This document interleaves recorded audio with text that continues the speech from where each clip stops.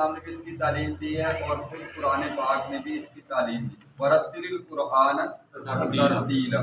اب ترتیل کا کیا مفہوم کیا ہے، کیا مقصد ہے ترتیل کا کہ قرآن پاک آپ کو کہا جا رہا ہے کہ آپ قرآن پاک کو پڑھیں ترتیل کے ساتھ. ترتیل کا کیا مطلب ہے؟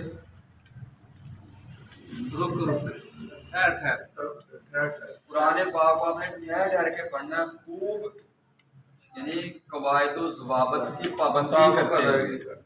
ٹھیک ہے جی. اور پھر جو سورہ بقرہ کی آیت ہے الذین آتیناہم الکتاب یتلونہ حق تلاوتہ. اب حق تلاوت کیا ہے؟ جو آپ پڑھ رہے ہیں نا یہ حق تلاوت ہے. ٹھیک ہے، یہ قرآن پاک کا حکم ہے آپ کو. یہ صرف میرے لیے یا آپ صاحب کے لیے نہیں، جس کا تعلق قرآن پاک کے ساتھ ہے اسے یہ حکم ہے. اس نے قرآن پاک کو پڑھنا ہے اور جس طرح پڑھنے کا حق ہے. ٹھیک ہے جی. آپ نے اس کے بارے میں چند باتیں پڑھی جی، چند باتیں. کیا پڑھا ہے آپ نے؟ صرف ابھی تک آپ نے اصول مخارج پڑھے. کیا پڑھے؟ اصول مخارج. اصول مخارج میں کتنے ہو گئے ہیں آپ کے؟ 4. کیوں جی؟ کون کون سے پڑھ لیے آپ نے؟ یہ بند کرتے ہیں آپ. کون کون سے پڑھ لیے؟ لسان، جوف دہن اور حلق. ماشاءاللہ. اب ان میں کتنے حروف ہو گئے آپ کے پاس؟ کیوں جی؟ 4 6 13. لسان میں 18 حروف، 18 اس کے 10 مخارج ہیں. ٹھیک ہے. حلق میں کتنے ہو گئے؟ 6. کتنے ہو گئے؟ 18 6 24. اور شفتان میں 4 پورے ہو گئے. ہاں جی. وہ تو منہ کا خالی حصہ ہے نا، وہ تو خالی حصہ ہے. ٹھیک ہے. اس کے بعد آخری ہے 5واں جو اصول ہے وہ کیا ہے؟ خیشوم. کیا ہے جی؟ خیشوم.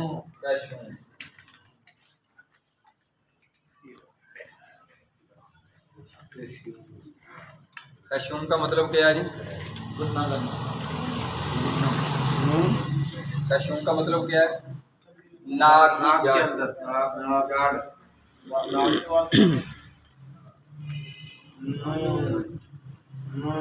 ٹھیک ہے.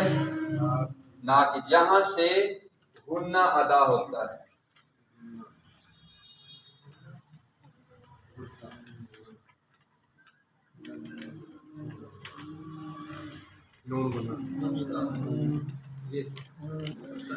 غنہ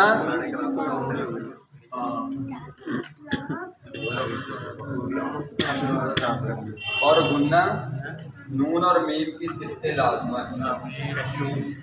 نون اور میم کی صفت لازمہ ہے. جی نہیں، اس کا مطلب پتہ کیا ہے جی؟ یہ ہمیں جو لفظ ساتھ لکھ رہی ہے یہ اس کا حصہ نہیں ہے. یہ بات ذہن میں رکھیں کہ یہ مخرج کا حصہ یہ نہیں ہے. یہ آپ کو بتایا ہے کہ جب آپ نے نون اور میم یہ 2 لفظ آپ نے ادا کرنے نا قرآن پاک کی تلاوت کرتے تو ایٹومیٹکلی آواز ناک میں جائے گی. ان کو پڑھتے وقت آواز بہت جانی ہے. ٹھیک ہے. ان، ان، ان، ام، ام، یعنی جب آپ نے ان کی ادائیگی کرنی ہے نا آواز ناک میں جانی ضرور جانی ہے. تو یہ کہہ رہا ہے کہ جہاں سے غنہ ادا ہوتا ہے خیشوم کا مطلب یہ ہے. ٹھیک ہے. اب اس کے بعد اگلا سوال یہ ہے کہ کہاں غنہ کرنا آپ نے، کہاں نہیں کرنا. ٹھیک ہے جی. کہاں غنہ ہوگا کہاں نہیں ہوگا. اس سے اگلا سوال کیا ہے؟ یہ اب آپ کو سمجھ آ گئی ہے. خیشوم کا مطلب کیا ہے؟ खैशूम का मतलब क्या है? ये बात आप ज़हन में रखें कि खैशूम का जब लफ्ज़ बोला जाता है ना खैशूम, उसका मतलब ये होगा, ये इसकी क्या डेफिनेशन है, ये बात ज़हन में रखें। इसका मतलब खैशूम का क्या है जी? नाक की जड़। क्या मतलब? जड़ का मतलब क्या? कहता है कि यहाँ से गुन्ना अदा होता है। ये नाक की जड़, आवाज जब जाएगी नाक में तो वहां से गुन्ना पैदा होना है, गुनगुनाहट यानी आवाज में पैदा होती है। इन तुम आपने पढ़ा ना, मीम को जब पढ़ा या नून को पढ़ा तो आवाज नाक में जानी है। इसकी ये बताया कि ये सिफ्त लाजमा है, इसके साथ जुड़ी हुई है। जहां भी आप नून पढ़ेंगे, मीम पढ़ेंगे कुरान पाक में, जहां भी लफ्ज आएगा नून और मीम, वहां आवाज नाक में जानी जरूर है, लेकिन कहीं आपने गुन्ना करना है, कहीं नहीं करना। यानी एक इधर है, एक इधर है, ये नून है ये, और ये मीम है, ठीक है। कुछ अहकामात ऐसे हैं कि नून के बाद अगर ये लफ्ज होंगे तो गुन्ना होगा, मीम के बाद ये लफ्ज होंगे तो गुन्ना होगा, नहीं तो नहीं होगा। मसलन वो कहता है कि आपने ना हल्की निकाल देने, 6 हल्की निकल गए, 6 गैरमालूम वाले चले गए, कितने निकल गए? 12। बाकी कितने रह गए? कहता बाकी 17 हरूफ में, बाकी 17 हरूफ में इख्फा माल गुन्ना होता है। बाकी 17 हरूफ में क्या होता है जी? इख्फा माल गुन्ना होता है। यानी हाँ जी, जैसे इन कुन तुम मैंने पढ़ा ना, आप पढ़े मिम्मा रज़क़ना हूँ, आप पढ़ते ना जी, आप पढ़ते ना वैसे ही मिम्मा रज़क़ना पढ़ दिया, अब कहते गुन्ना तो हुआ नहीं। अब आपने किए नहीं, होगा कैसे?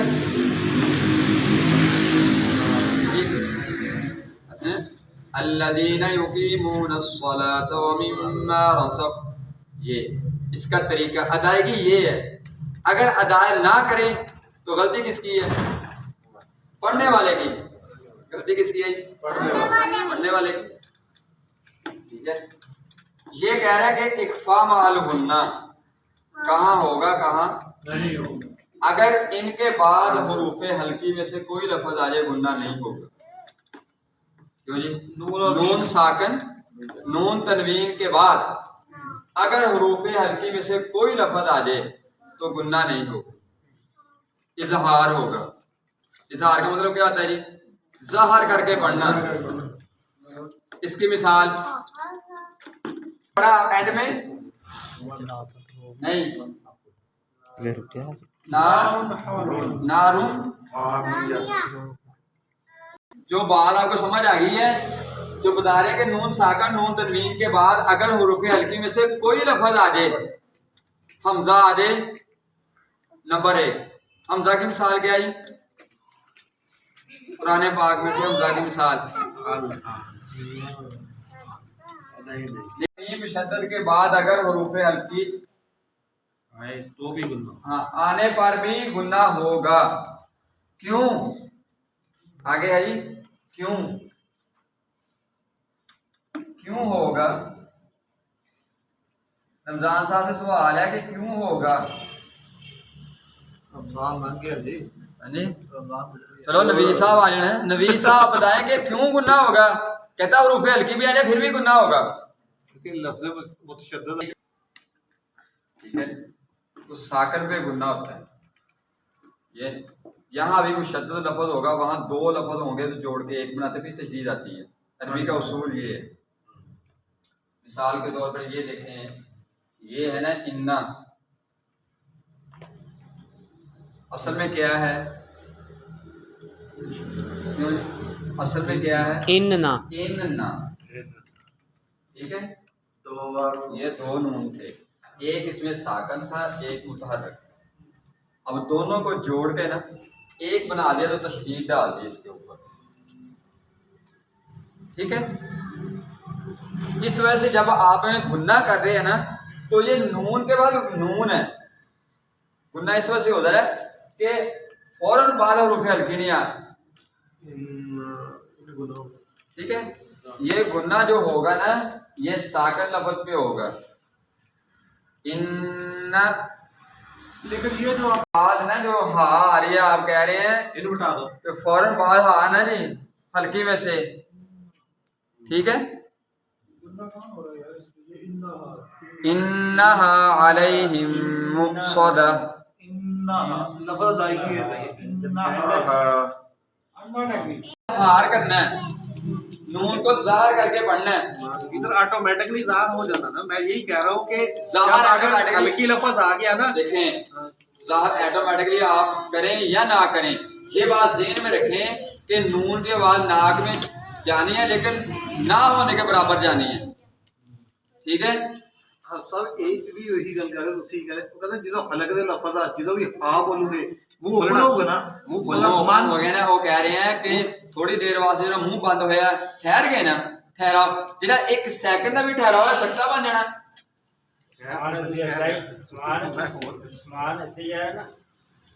فَأَمَّا مَن منہ بند کی تلزیم، ٹھیک ہے.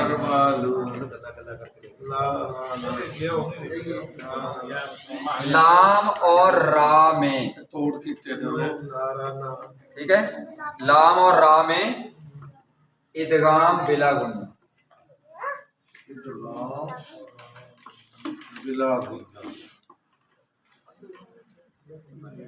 ٹھیک ہے، لام اور را. باقی میں ادغام مع الغنہ، ٹھیک ہے. اوکے جی. ان کا ادغام بلا گنہ کیا مطلب؟ ادغام بلا گنہ کا ہی ادغام ہوگا گنہ نہیں ہوگا، یہاں پہ ادغام ہوگا اور گنہ نہیں ہوگا. کیا مطلب؟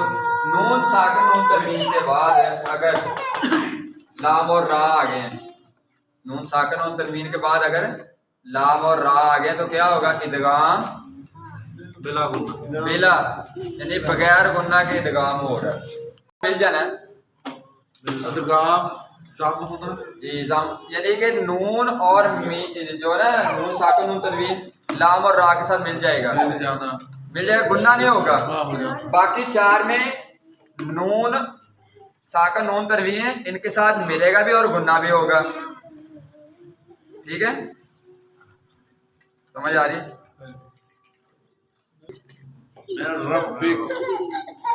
آرام سے بیٹھو.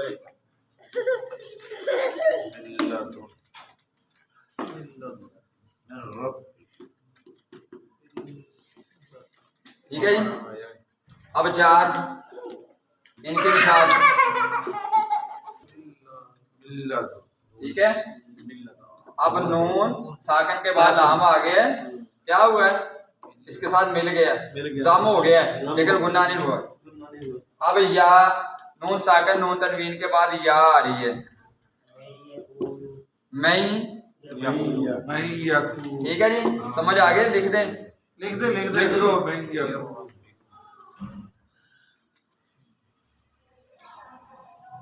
وَمِنَ النَّاسِ مَن يَقُولُ آمَنَ. اوکے ٹھیک ہے جی. یعنی گنہ بھی ہو رہا ہے تو مل بھی ہے. اگے میم نون ساکن تو بعد تیری مثال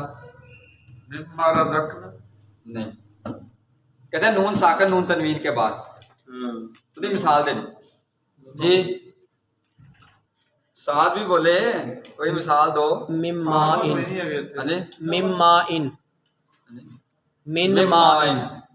ٹھیک ہے جی. سمجھ آ گئی مثال؟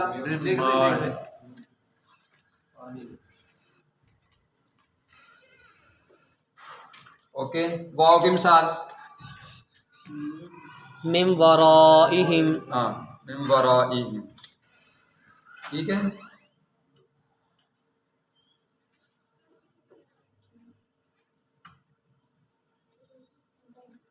تین ہو گئی ہیں، چوتھی نون کی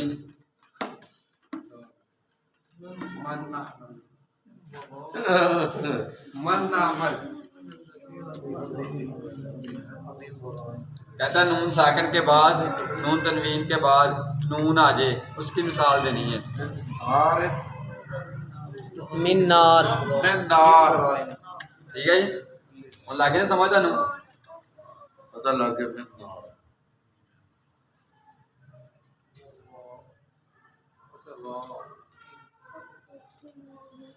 ٹھیک ہے. کہتا ہے کہ 12 حروف کے علاوہ باقی کتنے بچ گئے؟ 17 حروف. 17 حروف میں سے کوئی لفظ آ جائے، کہتا ہے اخفا مال گنہ ہوگا، آنکھیں بند کر کے گنہ کر دو. 17 بج گئے جی، 12 نکل گئے. 12 نکل کے باقی 17 17. اچھا ٹھیک ہے، لیکن وہ لکھے گا 15 ہی، لکھے گا 15 ہی. جو آپ نے لکھے نا اس نے 15 حروف ادھر 15 حروف لکھے تھے نا، وہی 15 حروف. 6 ہلکی یہ نکال دیں 29 حروف میں سے، باقی 17 حروف میں اخفا مال غنہ ہوتا ہے، آنکھیں بند کر کے گنہ کر دیں نون ساکن نون تنوین کے بعد.